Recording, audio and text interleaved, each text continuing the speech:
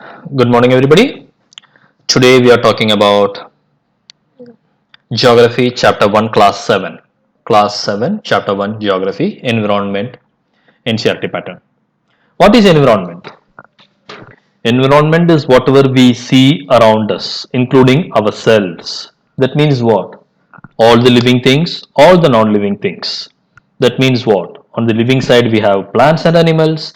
On the non-living side, we have air, water, weather, ocean, mountain, earth, sun, moon.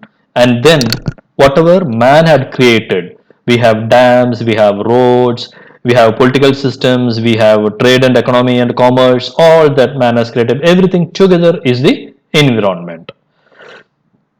So, geography is study of earth. Geo is earth. Geography is study of earth. And when we say environment, we have the basic support systems. We see whatever around us, and then the human activities. What is that we see around us? The living plants and animals, and the non-living. The non-living can be man-made. What are the man-made things? There are some man-made things like schools and hospitals, some man-made things like cities and dams, and then there are some natural things like mountains and seas and air and water. When we say human activities or the things that modified the environment, we talk about the automobiles and factories that the man created that could be polluting, and then the agricultural pesticides that is polluting the water and the land. This is polluting the air, and we have the dust, the dirt, and the garbage that we throw away wherever we go. These are the human activities that affect or interact or influence or disturb the environment. What other thing you need to know about environment? The very special thing is every year June 5, United Nations has declared as the World Environment Day. Why? So that people will remember that you have to safeguard your environment. Why this is necessary? Because if you don't safeguard your environment, you will not have a safe planet for the future generations to live. The way your grandparents lived is not same as the way you live. The way you live will not be same as the way your grandchildren will live.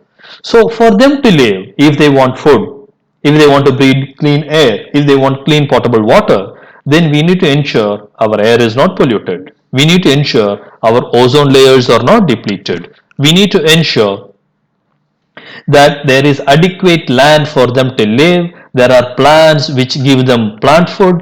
There are plants which serve as food for the goats and cattle so that you can eat meats and other things.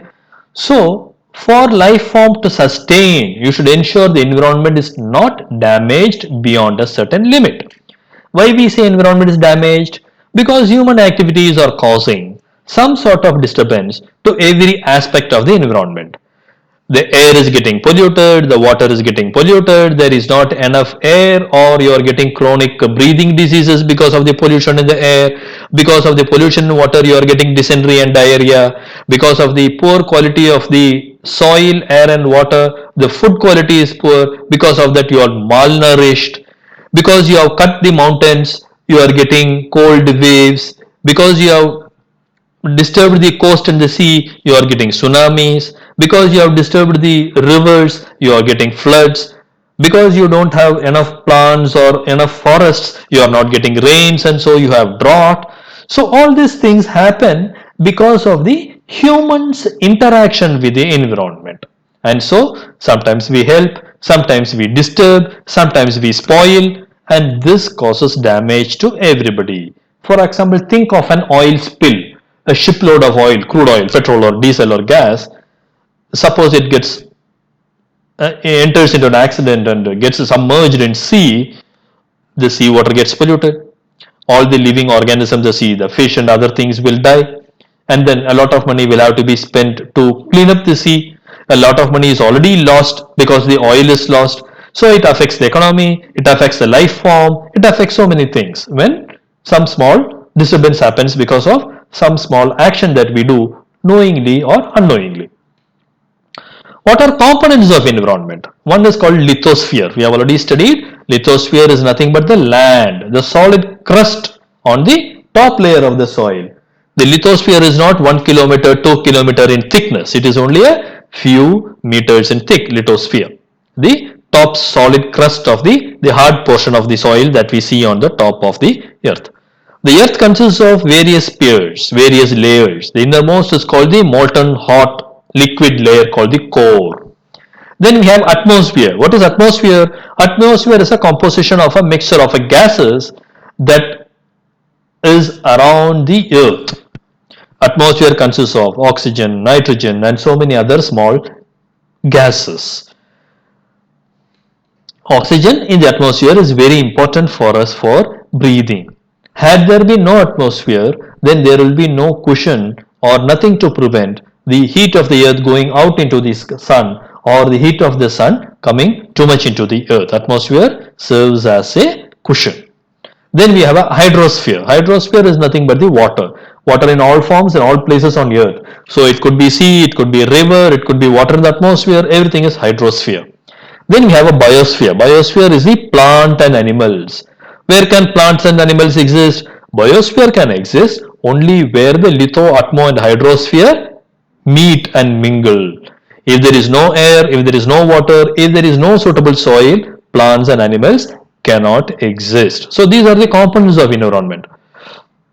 Now we are creating infrastructure. What is infrastructure? The road, the rail, the bridge, the port, the monuments, the dams, the cities, the towns, the industries. These we are creating. While we create this, we are either modifying the atmosphere, modifying the lithosphere, modifying the environment, or we are destroying. So when we cut the forest and create a area for building a factory or building a township for people to live, what happens is the plants and animals there are destroyed. They lose their habitat. And then because the plants are not there or trees are not there, we may not get enough rainfall. Because the trees are giving oxygen, the trees have been cut, maybe there is no enough adequate good air worthy of breathing. Because we dig deep to create mines and other things, the solid crust of the earth, the lithosphere is getting disturbed, and then this may cause maybe earthquake, maybe volcano, we don't know. Anything can happen. So the different human activity has lots of benefits for lots of people. Infrastructure is necessary, road and rail is necessary, bridge is necessary, ports and dams are necessary, but they come at a price. The price we pay is a modified or a destroyed environment. What happens? The abiotic or biotic factors lose their balance. Biotic factors are plants and animals. Abiotic factor are the river, the pond, the lake, the land. So the balance is lost. So human beings have to collectively decide what we want to do to meet our today's requirements so that tomorrow's generations is not having a negative suffering because of our today's actions. So our activity, our creation, our interaction today will have an impact or influence on the tomorrow's generation. Many of the changes that we do is irreversible. When we cut a forest, we cannot create another forest there so easily. Forest takes 25, 30, 40, 50 years for the trees and plants to come. In many places, because we have cut the forest or there are no trees or there are no flowers, there are no bees and butterflies. Because there are no bees and butterflies, in many other places there is no pollination. Because there is no pollination, even though there are flowers, we are not getting fruits. If there are no fruits, there will be no seeds. If there are no seeds, there will be no further generation of that particular species of the plants. So these things do happen because of the human activity. What type of activity? Some are political, some are economic, some are for the community and society. We want to have a township. Some are religious and cultural. We build a temple or we want a playground or we want a stadium. Some are for education and entertainment. Sometimes we may build a school or we may build a cinema theater. Sometimes we may build a ground so that we can have meeting for political activities. So these are different human activities that we do where we may disturb the air or the water or the land, or we may cause irreversible damage to biotic or abiotic factors. So every action we take will have to be well considered, keeping the future in mind. We do need towns and factories. We need places to work. We need places to live. It is not saying we should live like a Stone Age man or we should live in the forests. But we have to take conscious decision. So environment is the place, people, things and nature that is around us. Lithosphere, the solid crust, the rocks and minerals, the mountains, plateaus, plains and valleys, the grasslands for grazing of the cattle, which form the meat for our to make our biryani sweet or tasty and delicious.